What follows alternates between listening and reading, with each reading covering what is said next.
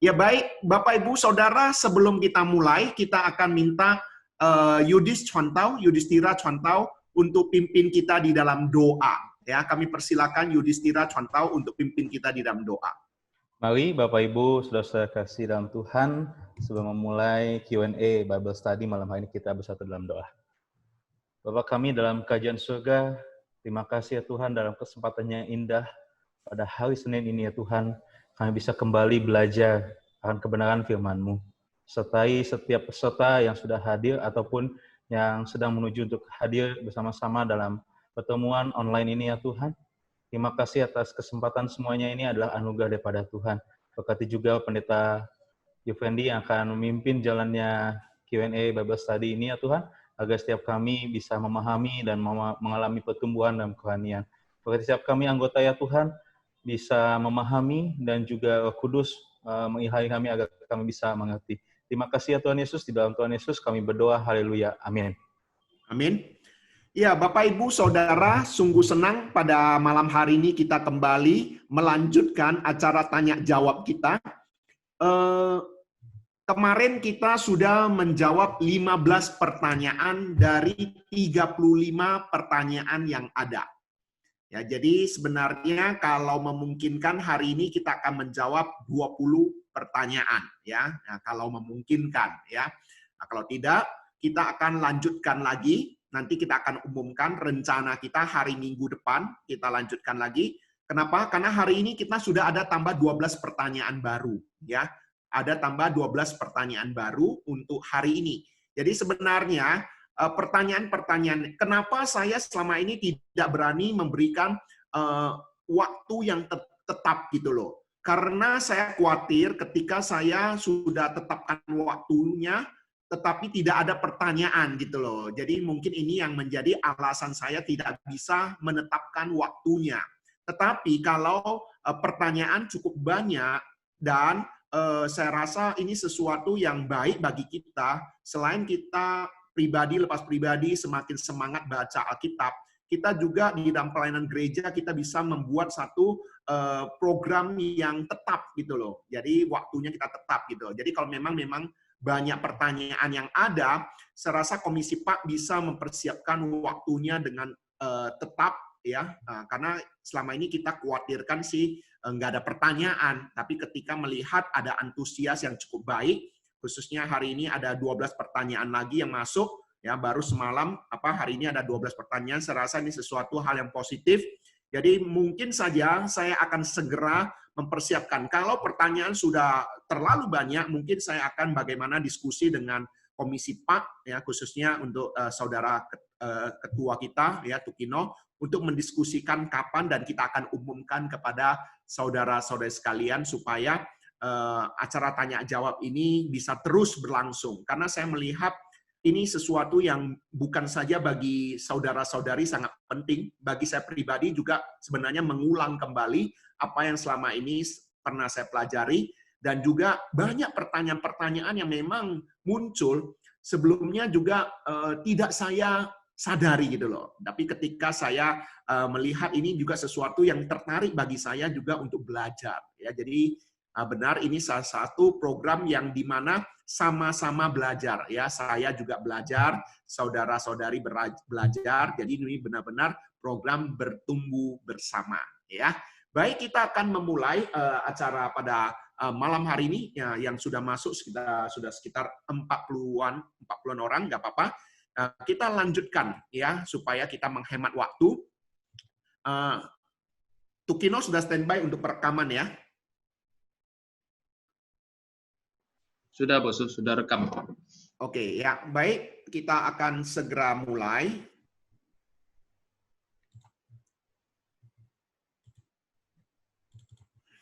Nah, ini tata tertib kegiatan. Ini saya rasa kemarin sudah saya singgung. Mungkin untuk beberapa rekan-rekan yang baru pertama kali ikut, ya mohon bisa mengerti nanti setiap jawaban itu nanti dalam bentuk ketik saja ataupun nanti dengan arahan dari saya gitu ya. Dan juga co-host kita pada malam hari ini yaitu Saudara Tukino yang akan membantu jika ada suara mungkin kami berikan kewenangan untuk memute-kan ya daripada mic saudara-saudari sekalian. Ya, ini beberapa prinsip tanya jawab ya. Ini semalam juga sudah saya sampaikan bahwa sudah pasti jawaban yang diberikan tidak sempurna ya, seperti apa yang dikatakan oleh Rasul Paulus, pengetahuan kita tidak lengkap membuat kita tidak sempurna. Tapi jika sempurna tiba, maka tidak sempurna itu akan lenyap. Dengan kata lain, Rasul Paulus sendiri pun mengakui pengetahuannya tidak lengkap. Ya, khotbahnya, penyampaian firman Tuhannya juga tidak sempurna. Demikian juga kita nanti ada perbedaan jawaban yang mungkin berbeda dengan pandangan ataupun hamba Tuhan lain. Tidak ada masalah, ini hanya menambah wawasan pengetahuan kita. Nah, ini 3 tujuan yang akan dicapai. Seperti biasa saya sampaikan, selain untuk menambah pengetahuan kita, setiap peserta juga boleh bertumbuh di dalam iman kerohanian dan mengalami pembaharuan hidup. Ya, setiap pembelajaran firman Tuhan tujuan utamanya juga untuk pembaharuan hidup. Dan setiap peserta juga termotivasi untuk belajar Alkitab karena kami siap untuk menolong. Maksudnya kalau saudara-saudari dalam membaca Alkitab ada kesulitan, jangan menyerah. Anda catat, Anda tulis dan beritahu kami. Kami siap untuk membantu dan juga menjadi berkat bagi semua, gitulah ya. Kemudian setiap umat Tuhan juga bisa mempertanggungjawabkan kerohanian ya untuk dibekali memberitakan Injil ya, khususnya kalau jumpa pertanyaan-pertanyaan dari saudara-saudara kita yang bukan Kristen tentang iman Kristen, kita juga diberikan artinya leluasa lah ya untuk bagaimana memberikan respon jawaban daripada pertanyaan mereka. Nah, ini beberapa tujuan yang akan kami capai atau kita capai ya. Baik, kita akan mulai. Kita lanjutkan pertanyaan ke-16. Pertanyaan ke-16 diambil dari Kejadian 12 ayat 13 dan 17 sampai 19. Firman Tuhan berkata demikian, "Jadi sebaiknya kau katakan saja bahwa engkau adik saya, supaya saya dibiarkan," dalam bahasa Indonesia sehari-hari ya, "saya dibiarkan hidup dan diperlakukan dengan baik karena engkau. Tetapi karena raja mengambil Sarai, Tuhan mendatangkan penyakit-penyakit yang mengerikan atas raja dan orang-orang di dalam istananya. Lalu raja memanggil Abram dan bertanya kepadanya, apa yang telah kau lakukan terhadap aku ini? Mengapa tidak kau beritahukan bahwa ia istrimu? Mengapa kau katakan bahwa dia adikmu dan membiarkan aku mengambilnya menjadi istriku? Ini dia istrimu, ambillah dan pergilah." Nah, ini latar belakangnya adalah ketika Abraham gitu ya bersama istrinya waktu itu kelaparan terjadi dan akhirnya masuk ke Mesir. Nah, di sana raja Firaun melihat kecantikan daripada istri daripada Abraham atau Abram, Sarai, dan ingin mengambilnya menjadi istri. Dan waktu itu Abram mengaku Sarai sebagai adiknya, bukan istrinya. Nah inilah terjadi ada tulah terjadi, yaitu penyakit-penyakit. Nah, pertanyaannya adalah apakah Firaun sempat menjamah Sarai gitu ya? Mengapa Abram mengizinkannya, mengizinkan istrinya menjadi istri daripada Firaun? Nah, bukankah ini sesuatu yang tidak ada logikanya, tidak logika gitu ya? Nah, kemudian apakah Sarai telah menjadi istri lah maksudnya ya, menjadi istri dari Firaun? Ya, ini pertanyaan ya. Baik, jawabannya saya jawab secara cepat ya, singkat demikian. Apakah Firaun sempat menjamah Sarai? Ya, menurut penafsiran Alkitab mengatakan justru tulah-tulah itulah yang berkaitan dengan perlindungan fisik atau seksual terhadap Sarai. Kenapa? Karena penyakit itu bukan hanya melanda masyarakat yang ada, tetapi juga melanda sang raja gitu loh. Ya, jadi ini satu alasan jawaban bahwa Firaun tidak sempat menjamah Sarai. Kemudian mengapa Abram mengizinkannya? Sebenarnya di dalam Alkitab tadi sudah menjelaskannya, ya. Sebenarnya alasannya dia takut ya dibunuh ataupun takut ya menghadapi sesuatu gitu, sehingga Abraham mengatakan bahwa Sarai sebagai adiknya gitu ya. Dan ini kejadian bukan hanya terjadi sekali. Ya, ini terjadi sempat 2 kali ya. Terjadi 2 kali. Nanti di dalam pertanyaan selanjutnya juga kondisinya sama. Nah, pertanyaan yang ketiga adalah apakah Abram waktu itu berbohong bahwa istrinya adalah saudaranya atau adiknya? Apakah Abram berbohong? Ini menjadi pertanyaan kita. Ya, kalau kita mengerti di dalam Kejadian 20 ayat 11 sampai 12, di sana dikatakan Lalu Abram berkata, aku berpikir takut akan Allah tidak ada di tempat ini. Ini kejadian yang sudah kedua kali, ya. Tentulah aku akan dibunuh karena istriku. Lagi pula, ia benar-benar saudaraku, anak ayahku. Hanya bukan anak ibuku, tetapi kemudian ia menjadi istriku. Nah, jadi ini artinya apa? Ayah daripada Abram itu sebenarnya poligami.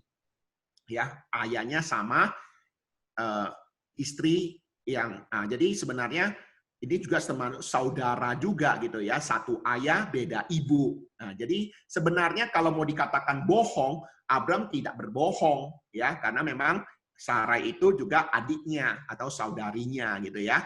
Nah, jadi ini jawaban daripada saya ya, ini jawaban daripada saya untuk pertanyaan ini. Kemudian pertanyaan selanjutnya yang ke-17, ini kondisinya sama ya, ini kejadian yang kedua kali. Tetapi Abimelek belum sampai menjamah Sarah. Maka kata raja itu, Tuhan, saya tidak bersalah. Apakah Tuhan akan membinasakan saya dan bangsaku? Abraham sedih mengatakan bahwa wanita itu adiknya. Dan wanita itu berkata demikian juga. Setelah melakukan hal itu dengan hati nurani yang bersih. Jadi aku tidak bersalah. Maka Allah menjawab dalam mimpi itu, memang aku tahu bahwa engkau melakukan dengan hati nurani yang bersih. Karena itu aku telah mencegah engkau berbuat dosa terhadap aku. Dan tidak kubiarkan engkau menjamah wanita itu, gitu loh.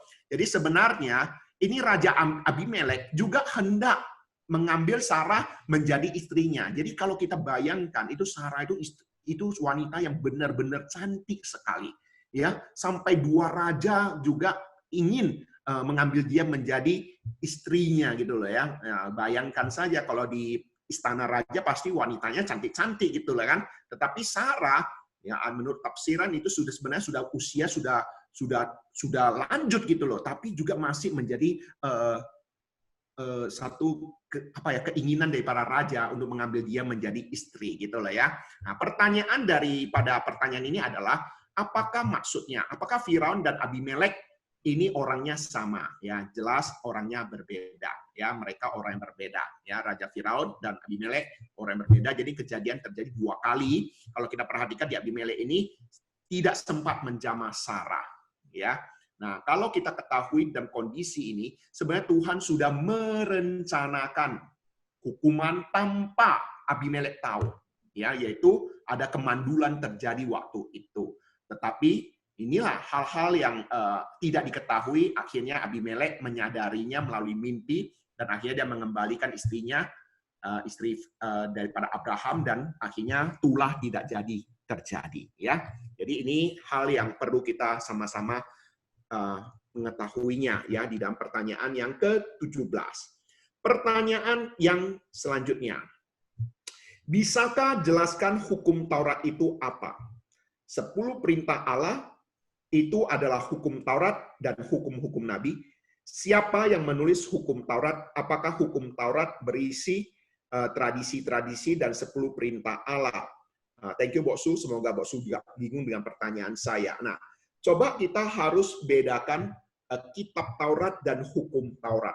Ya, nah, kitab Taurat dan hukum Taurat ini ada bedanya. Ya, kitab Taurat itu kitab yang ditulis oleh Musa. Hukum Taurat itu 10 hukum yang diberikan Allah kepada Musa. Ya, oke. Untuk penjelasan ini perhatikan.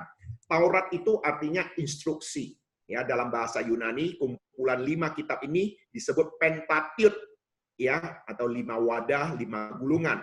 Taurat adalah bagian penting dari kitab suci orang Yahudi.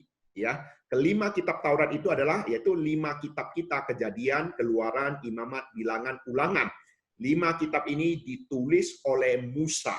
Ya, kalau ditanya bagaimana Musa mengetahui kitab Kejadian awal mula penciptaan Tuhan, ya jelas Tuhan mengilhamkan, membimbing Musa menuliskannya. Ya. Nah, kemudian 5 kitab Taurat ditulis oleh Musa, sedangkan 10 hukum Taurat diberikan Allah pada Musa di Gunung Sinai. Jadi di sini ada perbedaannya kitab Taurat dan hukum Taurat.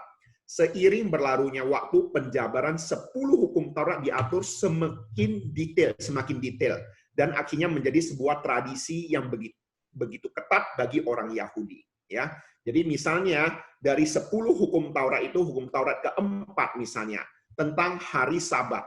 kemudian dijabarkan sampai sedemikian rupa oleh pemimpin-pemimpin agama orang Yahudi gitu loh. Ya, seperti larangan membawa beban, larangan berpergian, larangan mengobati atau menyembuhkan. Ini yang dipermasalahkan orang Yahudi terhadap Tuhan Yesus sendiri gitu loh. Larangan menulis, larangan menyalakan api, larangan membuat simpul, larangan berperang dan sebagainya. Ya, bahkan ada yang menafsirkan ini pemahaman membela diri, artinya kalau ada orang yang mau menganiaya mereka, mereka harus membiarkan, tidak boleh melawan gitu loh. Sampai kondisi yang demikian. Ya, jadi ini pemahaman tentang hukum Taurat dan kitab Taurat. Ya, nah, baik. Sampai di sini 3 pertanyaan ini ada yang mau ditanyakan? Silakan chatting. Kalau ada mau ditanyakan, silakan chatting.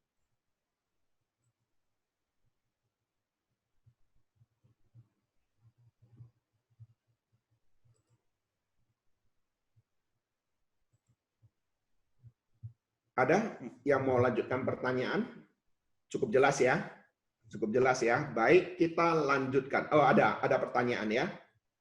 Jadi kitab Taurat ini adalah pemikiran manusia ada ilham Tuhan. Pemikiran manusia ada ilham, ya jelas ilham Tuhan ya. Semua pasti ilham Tuhan ya. Cuman di dalam penjabarannya ya. Ini penjabarannya saya rasa seperti larangan-larangan ini tidak semua ada tercatat di dalam kitab Taurat gitu loh. Ya. Kemudian Sabat itu masih ada atau tidak? Sabat ada.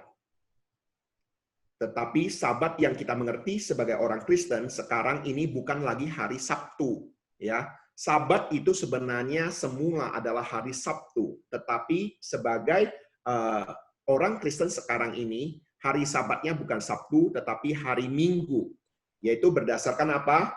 Berdasarkan kebangkitan daripada Tuhan Yesus. Kebangkitan Tuhan Yesus ya. Jadi sejak itulah yang membuat ibadah kita di hari Minggu, kemudian hari Sabat kita di hari Minggu, bukan lagi hari Sabat.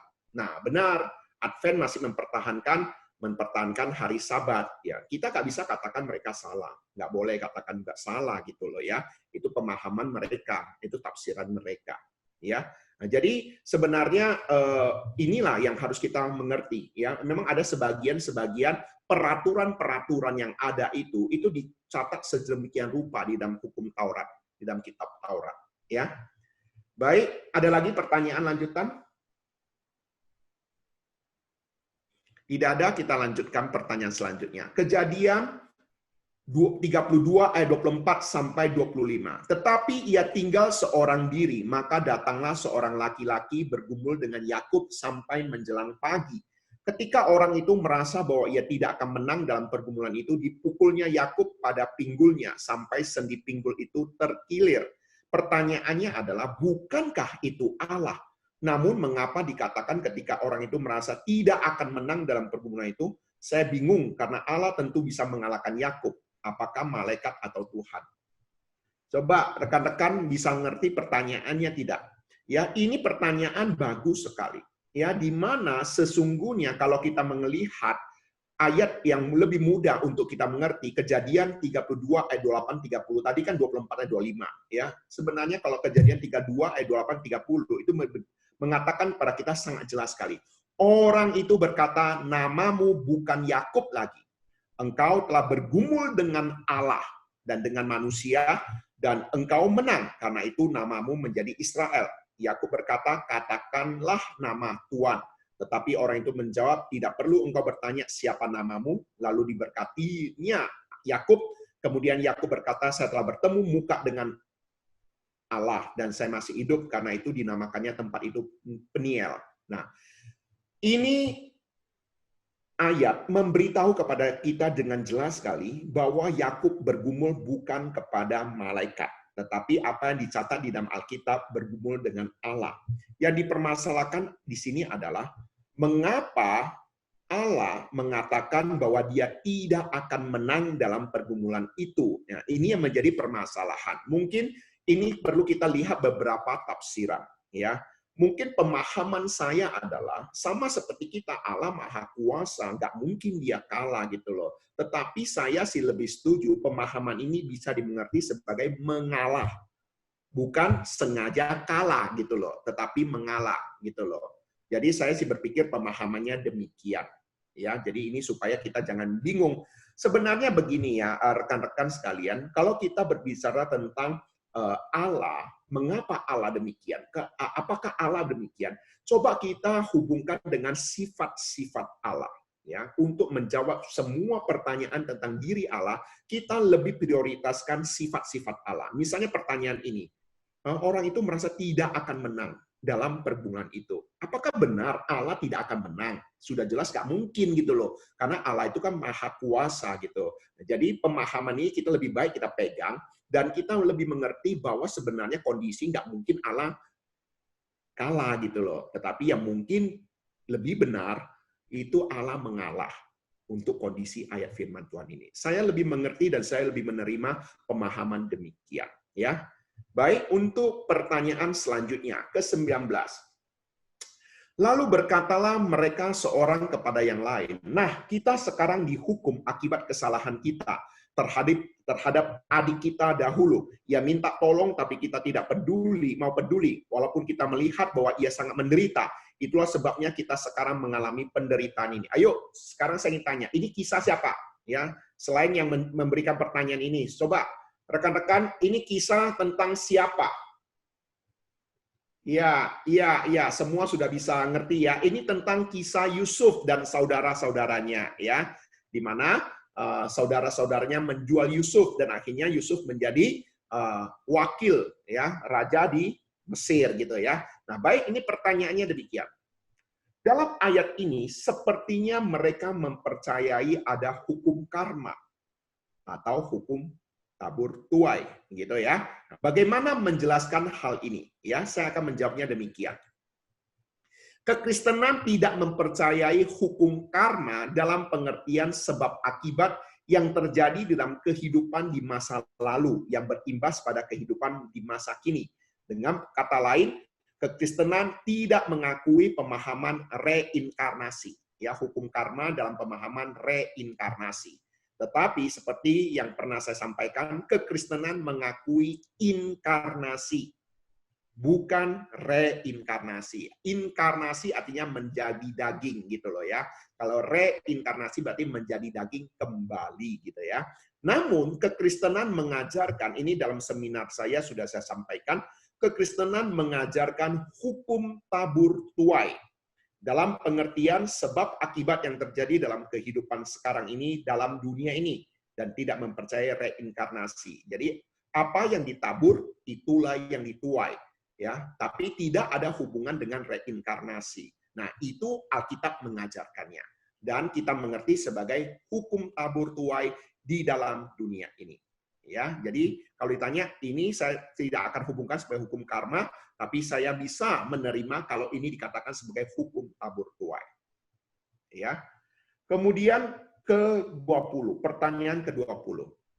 Apakah pada zaman dahulu visi Allah ke depan itu bisa dilihat oleh manusia?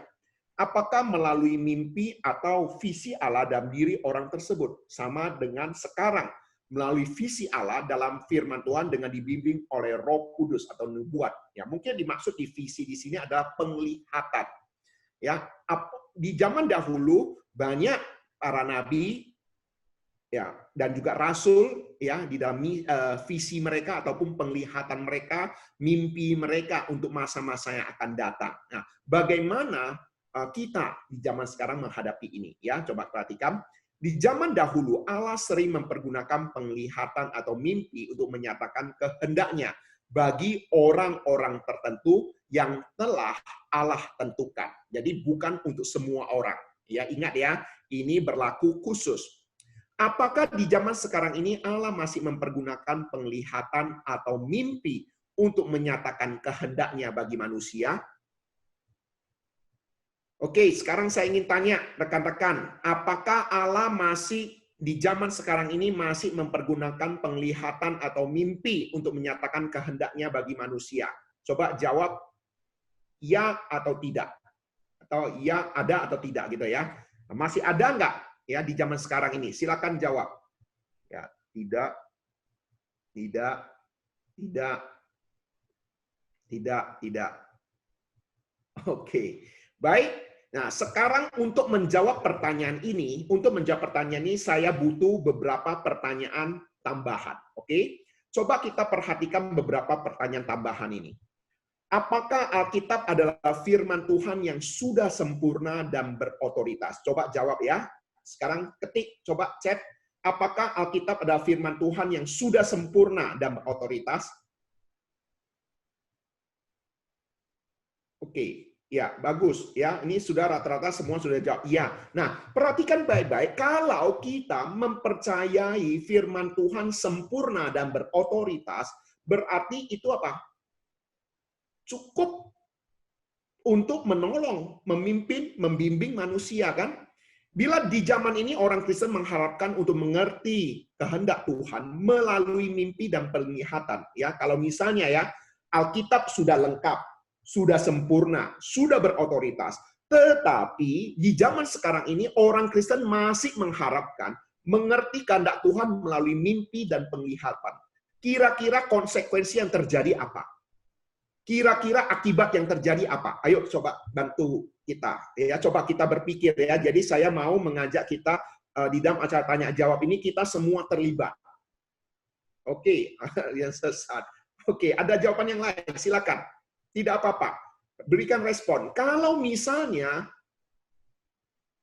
iya, kalau misalnya kita tahu firman Tuhan sudah sempurna, sudah berotoritas, tetapi orang masih mengharapkan mengerti kehendak Tuhan melalui mimpi dan penglihatan, ini pasti ada konsekuensinya.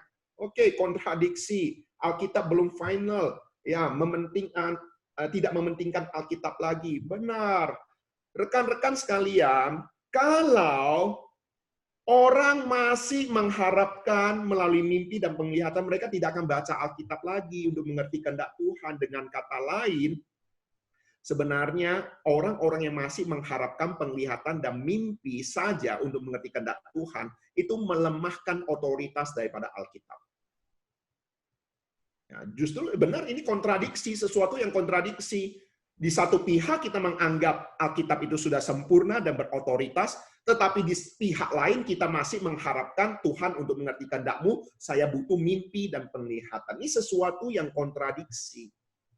Baik, nah Alkitab itu sudah sempurna, saya tidak boleh tambah. Oke, benar, sudah sempurna. Nah, kemudian yang ketiga adalah, kalau begitu apakah Allah menghendaki hal ini terjadi? Firman Tuhan sudah sempurna, tetapi manusia masih mengharapkan untuk mengerti kehendak-Nya melalui mimpi dan penglihatan. Dengan kata lain, orang yang mengandalkan mimpi dan penglihatan, dia akan pasti kurang lagi menghargai firman Tuhan. Pertanyaannya adalah, apakah Allah akan menghendaki hal ini terjadi? Ya jelas tidak mungkin gitu loh ya. Nah, oleh sebab itu sebagai kesimpulan saya adalah apa yang ingin Allah nyatakan bagi kita, semuanya telah tercatat dalam firman Tuhan. Prinsip-prinsip firman Tuhan cukup bagi kita untuk mengetahui kehendak Tuhan dan menjalani kehidupan kita dalam dunia ini. Sekalipun ada orang-orang tertentu yang masih saja menerima mimpi dan penglihatan bagi Tuhan, hal ini adalah hal yang khusus, tidak bisa dinyatakan sebagai hal yang bersifat umum. Argumentasi saya demikian. Misalnya ketika ada seekor ayam berkaki 3. Ini kasus khusus. Dan tidak bisa dijadikan hal yang umum gitu loh. Ya. Ini saya katakan kalaupun sampai ada, ya, itu ada sesuatu yang sudah bisa dibicarakan sebagai langka. Ya. Jadi ini sesuatu yang harus kita ketahui, ya, bahwa Alkitab sudah sempurna, ya, bahwa oleh sebab itulah saya mengharapkan setiap kita mau tidak mau baca Alkitab. Untuk mengerti kehendak Tuhan, baca Alkitab. Untuk mengerti bagaimana melangkah, baca Alkitab. Ya, jadi ini tidak ada lagi sepertinya saya memberikan peluang bagi kita membuat mimpi atau penglihatan sehingga melemahkan kita tidak baca Alkitab. Ya, itu jawaban daripada saya. Baik, sampai di sini ada pertanyaan untuk 3 pertanyaan lanjutan ini, silakan.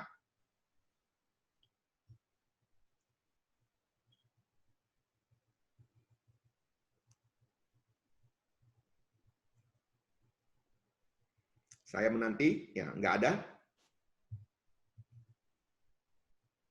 Oke, ya baik, kita lanjutkan. Ya, pertanyaan ke-21. Keluaran 3 ayat 14 sampai 16. Firman Allah kepada Musa, "Aku adalah aku." Lagi firman-Nya, "Beginilah kau katakan pada orang Israel itu, akulah aku, telah mengutus aku kepadamu." Ya, ini kita tahu kasus ini terjadi pada saat Musa dipanggil oleh Allah untuk pergi kembali ke Mesir. Lalu Musa berkata kepada Allah, kira-kira kalau ditanya siapakah yang mengutus kamu, maka firman Tuhan kepada Musa demikian, "Aku adalah aku," gitu loh. Jadi pertanyaannya adalah, apakah nama Allah adalah aku, gitu loh ya. Nah, untuk menjawab pertanyaan ini, apa yang dimaksud dengan aku adalah aku? Ya, apa yang dimaksud dengan aku adalah aku? Untuk menjawab ini, coba perhatikan baik-baik. Nama Allah dikenal sebagai polinomos. Poli, ya, banyak gitu ya. Artinya, untuk mengungkapkan siapa Allah itu sesungguhnya, untuk mengungkapkan pribadi Allah itu secara sempurna, kita perlu membutuhkan banyak nama untuk menjelaskan siapa Allah itu sesungguhnya. Misalnya, Elohim, Sang Pencipta, Elyon, Allah Maha Tinggi, Elohe, Israel, Allah Israel, El Olam, Allah yang kekal, Eroi, Allah yang melihat, El Shaddai, Allah Maha Kuasa, Allah perkasa, Immanuel, Allah beserta kita. Ini beberapa, masih banyak lagi. Artinya untuk menunjukkan Allah itu siapa, harus mempergunakan banyak nama untuk membuktikannya. Itu namanya polinomos. Oke, namun, nah ini bukan kontradiksi, ini namanya paradoks. Sesuatu yang seakan-akan bertolak belakang, tetapi sebenarnya bukan bertolak belakang, tetapi justru punya kebenarannya tersendiri. Misal begini, nama Allah dikenal polinomos, tetapi di lain pihak, tidak ada satu nama pun di dalam dunia ini yang bisa dipergunakan untuk menjelaskan siapa Allah itu sesungguhnya. Artinya, di dalam dunia ini tidak ada satu kata pun yang bisa dipergunakan untuk menunjukkan atau mewakilkan penjelasan siapa Allah sesungguhnya. Jadi di sini perhatikan ya, tadi satu pihak polinomos untuk menggait, tapi di satu pihak tidak ada satupun. Jadi ketika Musa bertanya kepada Tuhan, bagaimana mereka bertanya kepadaku? Bagaimana tentang namanya? Apakah yang harus kujawab kepada mereka? Maka Tuhan memberikan jawab kepada Musa, beritahu saja kepada mereka, aku adalah aku. Aku ya aku. Nah, kira-kira dalam bahasa sekarang gitu ya, aku ya aku gitu loh. Jadi artinya apa? Tidak ada satu nama pun yang bisa dipergunakan untuk menunjukkan siapa itu Allah. Ya, jadi ini jawaban yang kita mengerti, pemahaman aku adalah aku, itu penjelasan dan pemahaman demikian, ya. Mungkin saja ada jawaban daripada yang lain, ya, tetapi menurut saya ini jawaban yang bagi saya ini ada jawaban yang mungkin bisa lebih mudah dimengerti oleh kita.